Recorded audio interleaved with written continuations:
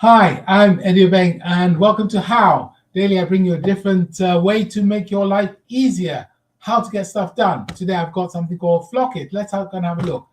It's going to be on Cube, where the sun is always shining. So let's see whether there's something there. Yeah, great. Okay, sun is shining. You can see up here. So FlockIt is a way of dealing with a project for portfolio or a big program. So if you're doing something mega, if you're a project director, this is the one you probably need to use. You will have spreadsheets, you will have clarity, you'll have all these software things which tell you what's going on. I believe they're far too complex. I believe they miss the issues. And sometimes, especially if you are more of on the commercial side, they miss the whole point of the project and what's important. So let's jump on and have a look. So the first one in this particular set of 6 is the ProjectFlock money-making machine pet.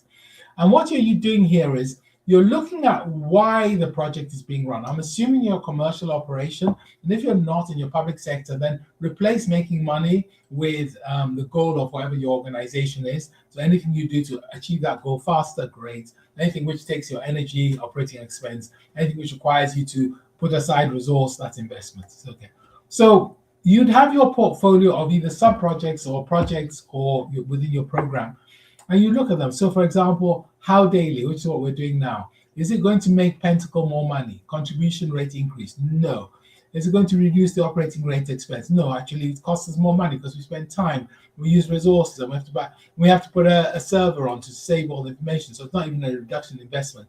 It's just a necessary condition. We've got to do it because we want to get the ideas out there, and having these short videos is the way of doing it.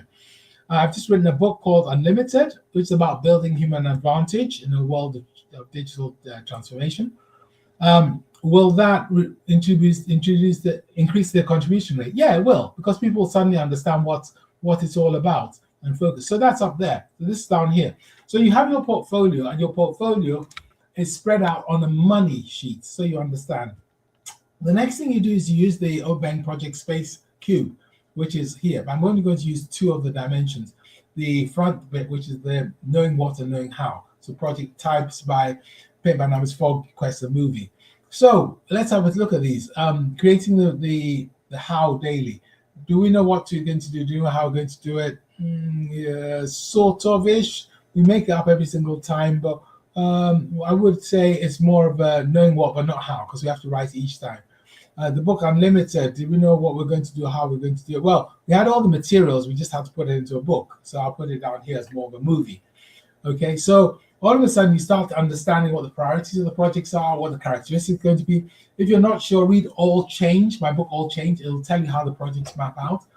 And then if there are dependencies, other dependencies, you put them with one dependency to the next, so you can understand if one goes late, what it does to everything else. I know you do that on spreadsheets, but honestly, visually, it makes life so much easier. Stick it on your wall, real life wall, difficult, cube wall, perfect. Then you can track it.